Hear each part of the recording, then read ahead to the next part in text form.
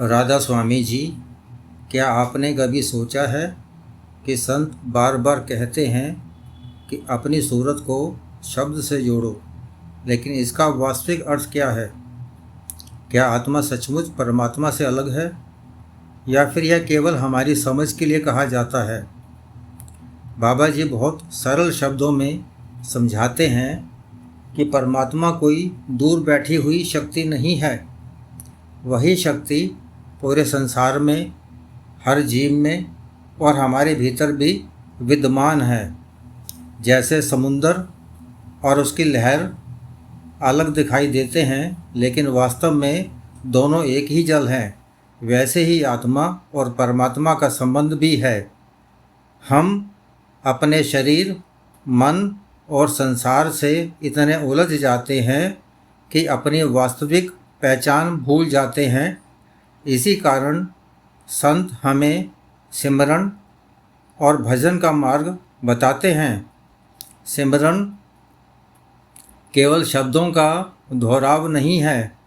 सिमरन मन को संसार से हटाकर परमात्मा की ओर मोड़ने का अभ्यास है।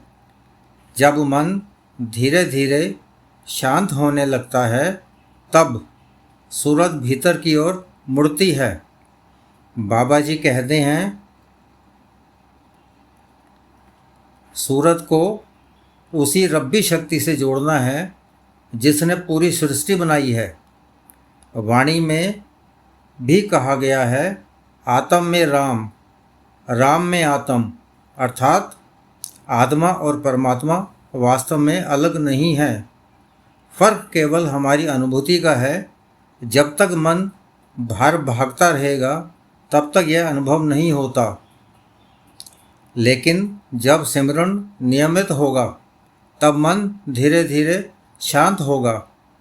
शांति से विश्वास बढ़ेगा और विश्वास से प्रेम बढ़ेगा और प्रेम से आत्मा अपने वास्तविक स्रोत की ओर लौटने लगेगी।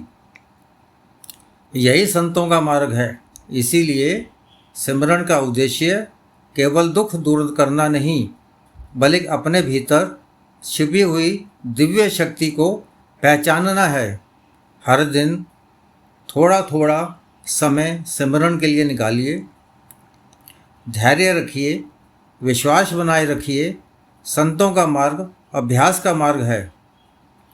धीरे धीरे वही सूरत उस परम प्रकाश से जुड़ने लगती है जिसे हम परमात्मा कहते हैं। राधा स्वामी जी।